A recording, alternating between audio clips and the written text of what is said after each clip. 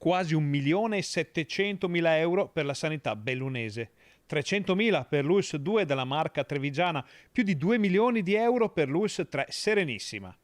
In ballo per queste tre aziende, fra gli altri interventi, una risonanza magnetica, mezzi di soccorso, la piastra angiografica dell'ospedale di Mestre e una nuova sala ibrida e di emodinamica a Belluno.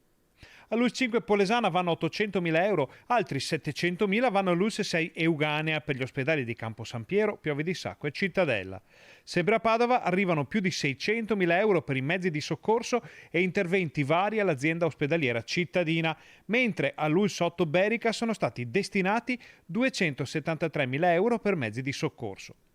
In lista poi l'ULSS 9 Scaligera con 170.000 euro per le colonne laparoscopiche e l'ULSS 4 Veneto Orientale con 134.000 euro per l'acquisto di mezzi di soccorso.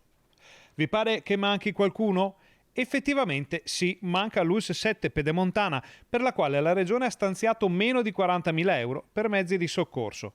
L'azienda sanitaria di Bassano, territorio di riferimento per l'assessore regionale alla sanità Manuela Lanzarin, è l'unica a scendere sotto i 100.000 euro di finanziamenti in un pacchetto da 7 milioni e mezzo di euro stanziati dal governo veneto e nella speciale classifica che emerge da questa nota regionale risulta come la Cenerentola del Veneto.